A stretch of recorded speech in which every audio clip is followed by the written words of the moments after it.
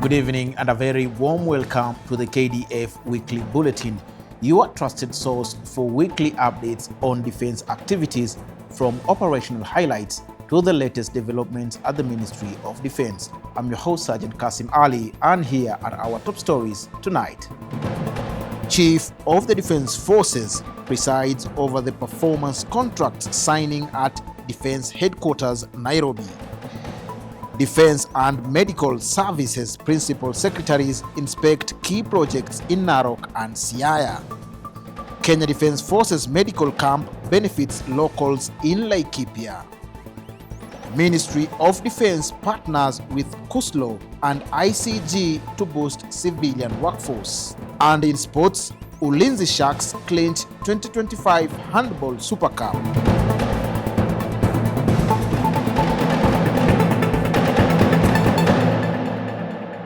To start us off, General Charles Kahariri, Chief of the Defense Forces, presided over the signing of performance contracts for the financial year 2025-2026 at Defense Headquarters in Nairobi. The event brought together service commanders, directorates, and defense control units to commit to measurable goals aimed at enhancing efficiency, accountability, and operational excellence across the Kenya Defense Forces. In his remarks, General Kahariri emphasized the need for efficient use of allocated resources and adherence to budgetary provisions to maintain the ministry's status as one of the top-performing government entities. This should not be seen as an annual ritual where we just meet here for a photo op to sign, but as explained, it is an important commitment that we give to ourselves as an initiative to enhance our accountability and efficiency in mission delivery. The Chief of Defense Forces also commended the Kenya Defense Forces for its significant contributions to national infrastructure development projects, which the Commander-in-Chief assigned. He described this role as a strong vote of confidence in the institution's capacity and professionalism. Generally, I want to commend ourselves that we have done well, but we look at that, there's room for improvement in all aspects.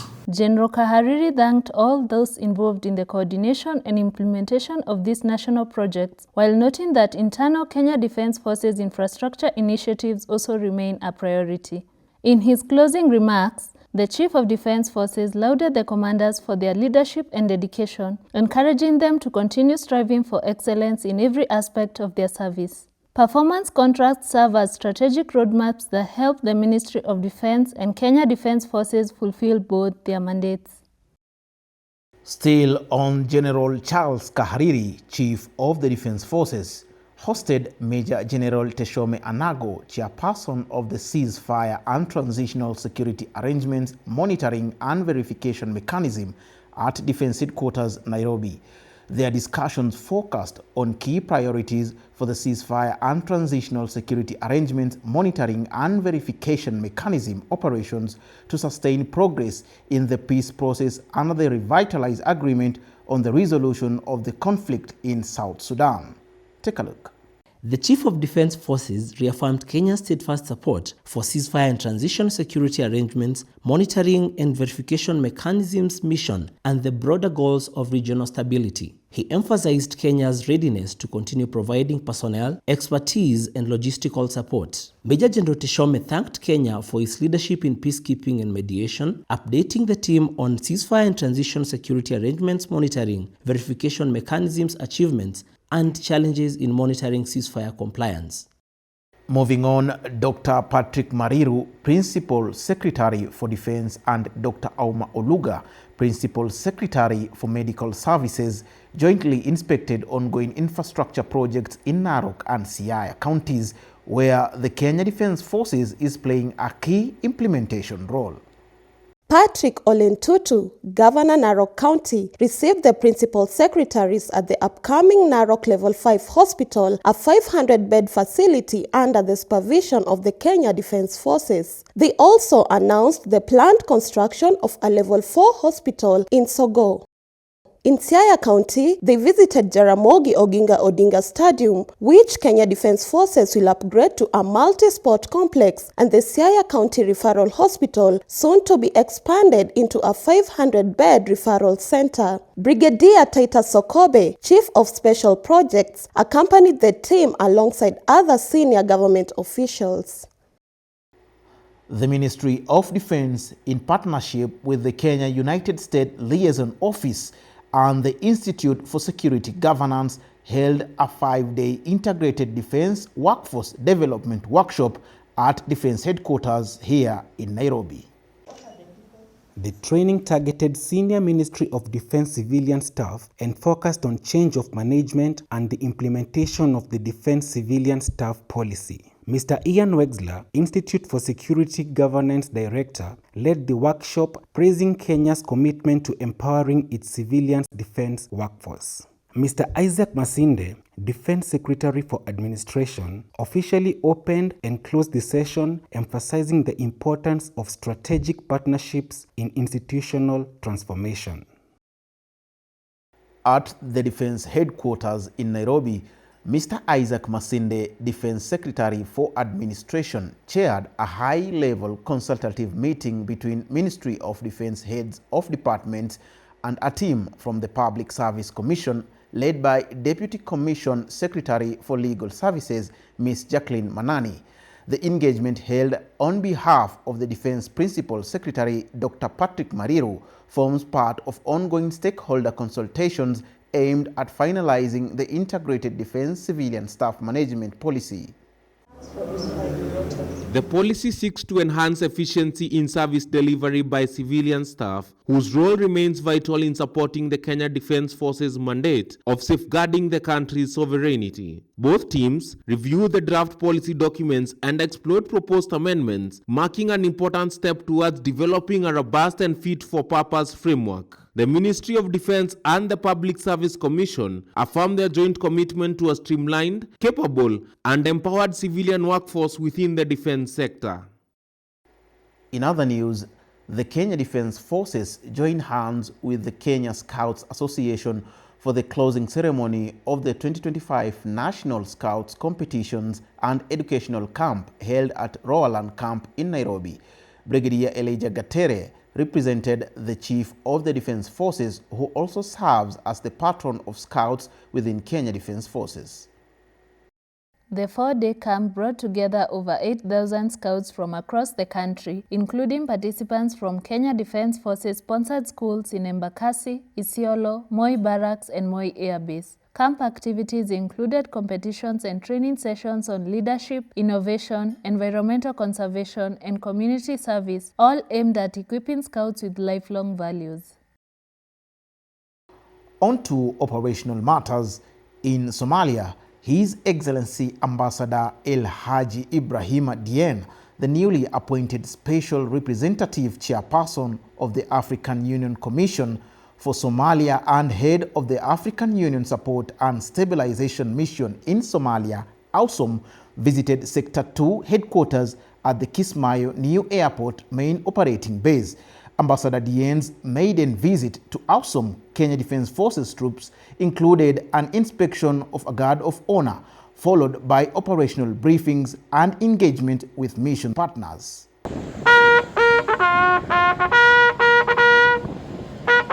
Brigadier Edward Banda, Sector 2 Commander, received the ambassador and held discussions with mission leadership on ongoing operations, current security dynamics, and the collective efforts towards a stable Somalia. Ambassador Dien applauded the efforts and achievements of troops in the region, noting that understanding ground realities was critical to driving informed strategic decisions. He emphasized the importance of collaboration between all mission partners and international actors. Back to the country, in Laikipia County, Kenya Defence Forces personnel operating under Operation Maliza Uhalifu in collaboration with Mugie Conservancy Governors Camp and health professionals conducted a medical outreach at Dambili Primary School in Lonyek location. Hundreds of individuals received free medical consultations and treatment for a variety of conditions, including respiratory and skin ailments, diarrhea, and urinary tract infections. Services also included immunization, nutritional assessment, and antenatal care. In addition to medical aid, locals were educated on hygiene, nutrition, and the importance of regular clinic visits. The outreach aligns with civil-military cooperation objectives and included advocacy for school enrollment to reduce illiteracy and crime. Locals thanked the Kenya Defence Forces and partners for the impactful initiative. We take a short break. We will be back in a moment.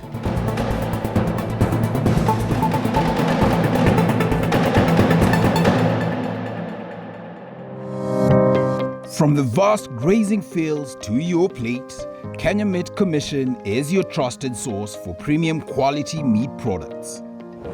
With over 70 years of experience, KMC upholds the highest standards in meat processing, ensuring fresh, safe, and nutritious products for households across Kenya. Supplying excellence, KMC guarantees top-tier beef, mutton, and canned meat, meeting your needs with consistency and quality. Looking for the best in meat? Choose Kenya Meat Commission, where quality meets trust.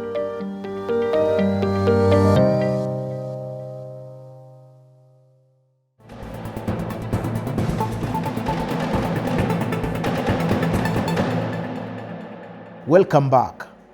To raise maritime security awareness and inspire future careers in naval service, the Kenya Navy welcomed students from various institutions for educational visits to Kenya Navy Base Mtongwe. The visiting institutions included Moi Forces Academy Junior Secondary, Kiandu Bright School, Seven Forks Primary, St. Joseph Kiale Primary and Junior School, JCC Calvary Academy Gongoni, Nairobi Primary and Junior School, and Mukuuni High School staff. During their time at the base, learners experienced the full mission bridge simulator at the Kenya Naval Training College, a tool that offers real-life ship navigation training. They also explored the damage control unit to learn about onboard emergency procedures and visited the dockyard workshop to observe ship repair operations. Students were treated to interactive sessions with Kenya Navy personnel and capped off their visit with sea rides aboard Kenya Navy ship Jasiri and Kenya Navy ship Shujaa, gaining a first-hand look of life at sea. The educational outreach forms part of the Navy's broader mission to engage communities and inspire the next generation of maritime professionals. The Islamic Military Counterterrorism Coalition, IMCTC, concluded its 5-day capacity-building training program aimed at strengthening regional efforts to disrupt terrorism financing. The closing ceremony held at Villa Rosa Kempinski Hotel in Nairobi was presided over by the General Officer Commanding Eastern Command, Major General Luka Kuto. The program brought together participants from military and security agencies, financial intelligence units, and regulatory bodies across 13 core government organizations and IMCTC member states. The training sought to boost cross-border cooperation and operational readiness in detecting and dismantling illicit financial networks. Training sessions covered counter-extremism, intelligence sharing, military operations, and strategic communications. Participants took part in interactive workshops, scenario-based exercises, and facilitated discussions simulating real operational challenges. The program was officially opened on Monday by the General Officer Commanding Central Command, Major General John Nkoimo, who highlighted vulnerabilities in mobile money systems, formal banking, and emerging digital platforms. We must be cognizant of the fact that today's threats continue to evolve rapidly, with terrorist organizations becoming more and more sophisticated in their financial dealings, and they exploit weaknesses in traditional banking systems, digital money transfers, the dark web, which assist the criminals and terrorists to move funds across regions easily. Major General Mohammed bin Said Al Mohedi, the IMCTC Secretary General, emphasized the importance of strong legal frameworks and coordinated intelligence sharing. Ladies and gentlemen, I would like to extend my thanks and gratitude to the officials of the Ministry of Defense in the Republic of Kenya for their general support that made this training a success. My thanks and appreciation also go to the trainer and all the trainees for their efforts, discipline, and diligence over the past days.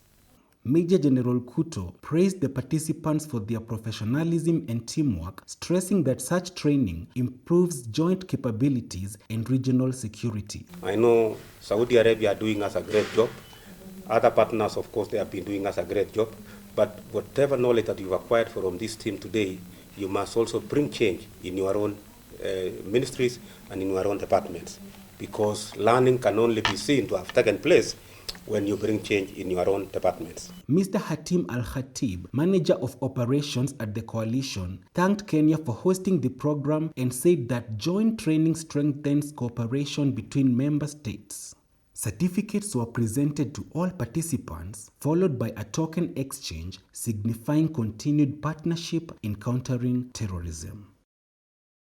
At the Joint Command and Staff College in Karen, students, faculty, and leadership came together for the annual Commandant's Run, an event that celebrates physical fitness and camaraderie.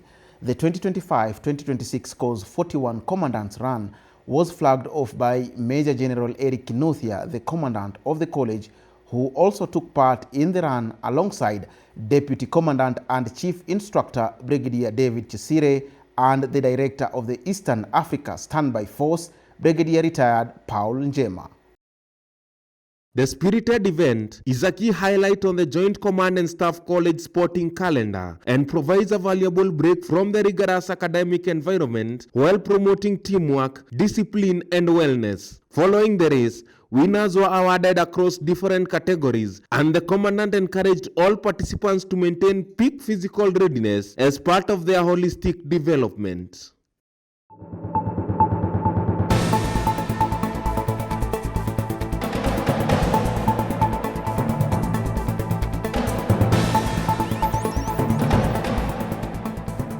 And in sports, the Kenya Defence Forces women's handball team, Ulinzi Sharks, are the new National Handball Super Cup champions. The team defeated Nairobi Water Queens in a thrilling final at the Kaloleni Sports Grounds in Nairobi. The Sharks overcame a tense 13-13 stalemate at halftime, ultimately pulling ahead to seal the match 27-22. The Super Cup brought together the top 6 men's and women's teams from the 2023-2024 National Handball League. In a double celebration, the event also marked the official handover of league trophies from the just concluded season. Coach Sergeant Victor Ochieng and Private Dorothy Machuma, the player of the match, were both feted. Private Machuma expressed deep gratitude to her coach, saying that his training had been pivotal to her success. I really thank the entire team and all the handball supporters. They really did a great job, and we thank them for that. Coach Ochieng lauded the team for their resilience and emphasized the need for more exposure to elevate their game further. Performance yao imekuwa sawa. Manake hakuna timu imewahi wapiga mpaka leo. League tumechukua, Super Cup tumechukua. Congratulations to the new champions, Ulinzi Sharks. The Kenya Defence Forces fraternity celebrates you. Elsewhere, in Mavivi, North Kivu province of the Democratic Republic of Congo, Kenyan and Tanzanian troops serving under MONUSCO demonstrated regional unity through a football match at the Kenya Quick Reaction Force camp. The friendly fixture between the two Quick Reaction Forces ended in a goalless draw but achieved its true purpose, fostering camaraderie, mutual respect, and operational cohesion among peacekeepers. The event, dubbed the Mashemeji Derby, attracted dozens of cheering personnel, bringing moments of joy and relaxation amidst the challenging operational environment. Lieutenant Colonel Simon Seda, Kenya Quick Reaction Force Commanding Officer, described the march as a powerful team-building tool and a family get-together. The march is part of a broader MONUSCO efforts to encourage non-combat engagements such as sports, cultural exchanges, and joint training to reinforce peacekeeping unity.